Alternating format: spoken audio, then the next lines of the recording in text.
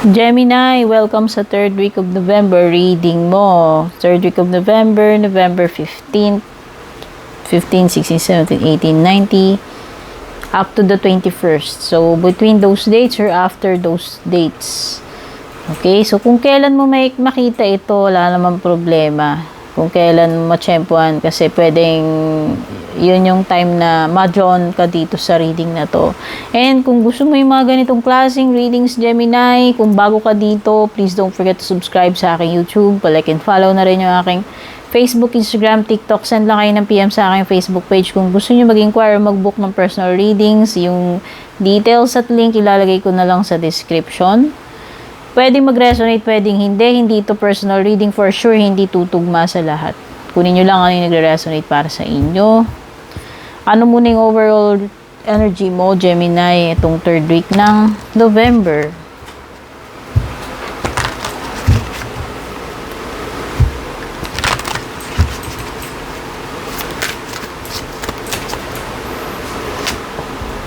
Knight of Pentacles, ang overall energy.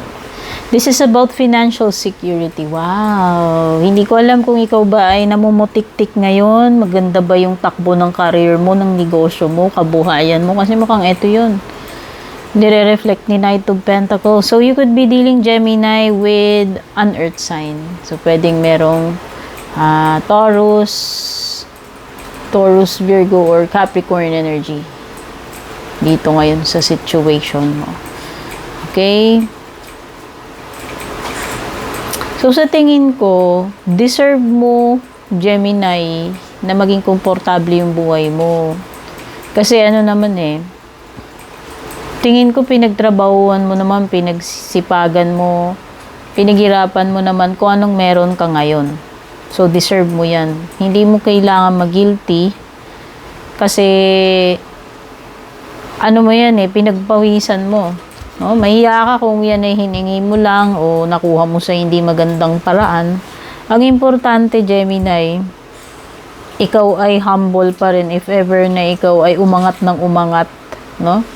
Na hindi mo makakalimutan yung humble beginnings mo, yung paa mo nakasayad pa rin sa lupa, no? Ano man ang ma-achieve mo, yun naman ang importante, pagiging grounded pa rin, humble.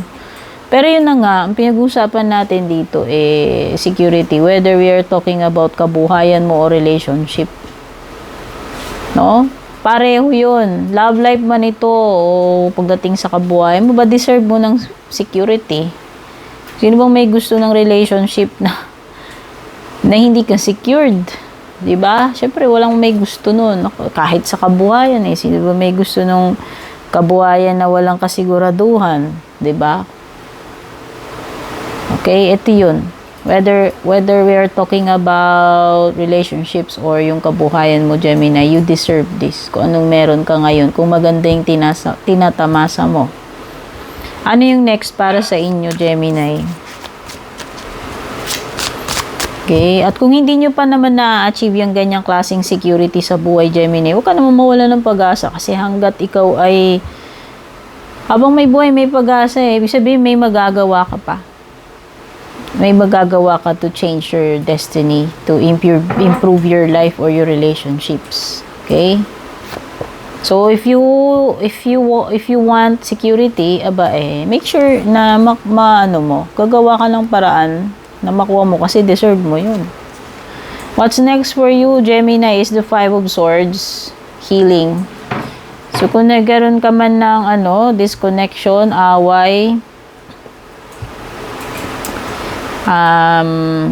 eto na yun. Kailangan mo ng time para makarecover. Distansya muna, ganyan, pwedeng yan. May distansya muna dito. At kailangan mong i-regain kung ano tong mga nawala sa iyo. Kung kailangan mo ng healing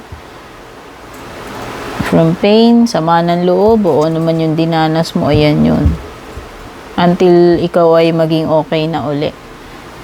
Okay? Hindi kasi silang magpapagaling sa iyo, Gemini. Ayan, I will heal myself. So, yung healing ay manggagaling din sa iyo. Acceptance muna and then healing. Ikaw din ang magpapagaling sa sarili mo. Especially in relationships, ganyan. So, ano yung possible na outcome? This is about recovery. So, kung financial man pinag-uusapan dito, financial or sa relationship, makaka-recover ka rin, Gemini, at your own pace. Depende yan sa acceptance mo at kung paano mo tratuin yung sarili mo, paano mo i-work itong iyong recovery. So, pagdating sa outcome mo, you have the Temperance card. Excuse me, sa maingay na aso. So, pwedeng merong Sagittarius energy. Okay? Pwedeng may earth sign dito, Taurus, Virgo, Capricorn, tapos may Sagittarius. Okay? Yung pinaka-outcome mo is about healing. Recovery pa rin ito, Gemini. Pero nakikita ko dito sa outcome mo, mukhang kakailanganin mo pa rin, ng patience. No? So, pwedeng kailangan dugtungan mo pa yung patience mo. Kasi pwedeng hindi mo pa nga ma-achieve lahat yan yung gusto mong ma-achieve dito. Whether in relationship man yan or sa kabuhayan mo, sa karir mo, etc. Sa tingin ko, sipag, tiyaga, eto yun, pasensya. Okay, at saka ito pa rin yung healing andito. So, what's next for you is you will focus on healing. Pagagalingin mo yung sarili mo, yung outcome mo, ayan, pwedeng ma-achieve mo na yung, kumbaga, magiging okay ka na dito sa outcome mo. No? Nandun ka na sa path ng healing So, kumbaga, it's just a matter of time hanggang 100% na ikaw ay okay na, recovered na. Whether kung ano may pinag-uusapan natin, health man yan, healing from relationships, or healing financially, o etc. Okay? May mga time, Gemini, na kailangan mong maging kalmado dito. Binabanggit ni Temperance, no? Kumbaga, yan yung mga times na chaotic, pero parang kailangan mong maging kalmado para hindi ka, alam mo yun, kung paano mo i-contain yung sarili mo sa mga chaotic na times.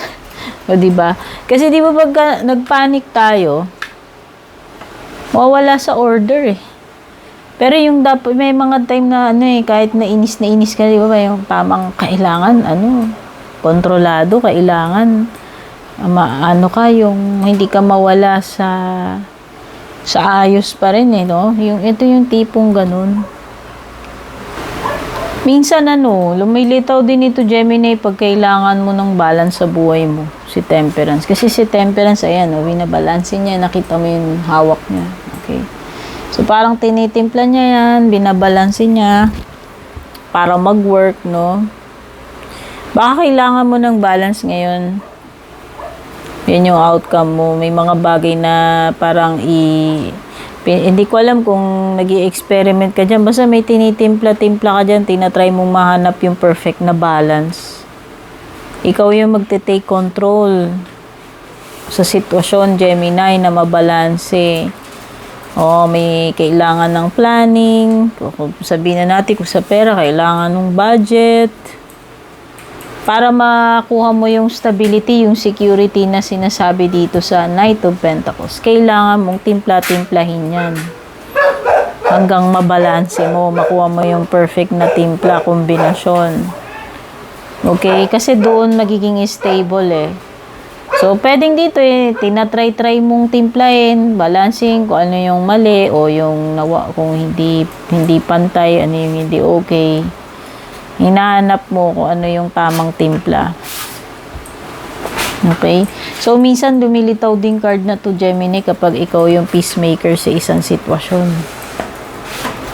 Or, yun nga, yung binanggit ko kanina about patience. Kung ikaw man yan na sitwasyon na haharapin mo na kailangan maging kalmado ka at pasensyosa. Okay?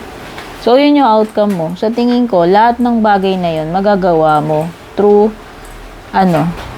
patience. Okay? So, yun yung mga nakuha nating energies mo sa tarot. Tingnan naman natin when it comes to your love life, Gemini. Okay? Ito yung love life mo, yan ang overall energy, space. So, kailangan nyo muna talaga ng space sa isa't isa. Lalo na kung ikaw ay nagpapagaling. O pwede kasing pwedeng naghiwalay na kayo kasi may binabanggit about separation, space blockage. So finally, kung toxic relationship yan at naghiwalay na kayo, Gemini, at least natanggal na yung blockage dito pagdating sa relationship mo. Ikaw ay free. Ikaw na ay free from a toxic relationship. So, kung nasaktan ka man dyan, ang gagawin mo nga lang dito is to heal yourself, mag-focus ka sa sarili mo, hanggang ikaw ay maging okay. No? So, ayan distansya At least, kung nasaktan ka man itong person na to, may distansya na kayo sa isa't isa. Hiwalay na, okay na. No? Malayo na siya sa'yo. Pwedeng ganun. Hindi ka na uli pwedeng saktan or ayun. No? At ibig sabihin lang magkakaroon ng pagbabago sa pagbabago sa sitwasyon mo, improvement, kasi nawala na yung blockage. Okay? Ano pa yung mga posibleng paparating sa iyo, Gemini?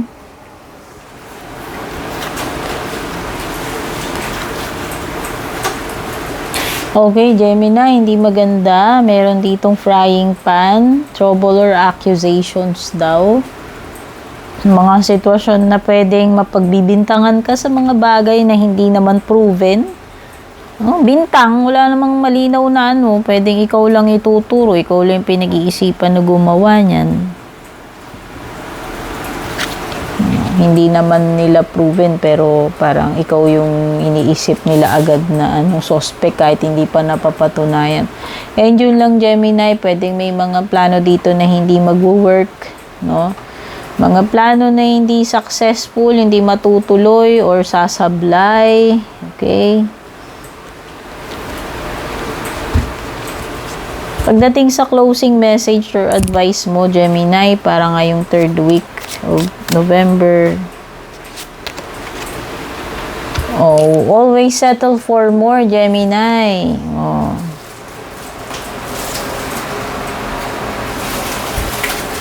Hindi yung mema lang. Hindi yung mema lang. Kumbaga, mag-set ka ng standards, yun yung intindi ko dyan. No? Kung hindi ka kontento dito sa current na sitwasyon mo, di ba gaya nga dito, yung you deserve this, kailangan mong pagtrabahuan. Kung hindi nila kayang ibigay sa iyo yung security na yan, yung contentment, yung fulfillment, yung success na yan, ikaw gagawa niyan para sa sarili mo. Okay? Pwede mong i-reprogram yung mga bagay-bagay. Ikaw ang gumagawa, ikaw ang nagdi-design ng mga magiging outcome mo So, ibig sabihin may kakayahan ka, Gemini, na baguhin. Hindi mo kailangan mag-settle for something less. Ayan, always settle for more. Pwede mong i-reprogram, pwede mong baguhin base sa kagustuhan mo, sa magiging outcome mo.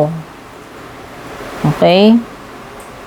Pareho lang naman yung effort. Mag-e-effort ka rin lang. Bakit settle for less na? Di doon ka na sa more, sa better. Okay, Gemini, sana nagustuhan mo. Don't forget to like and share. Don't forget to subscribe. Take care and God bless.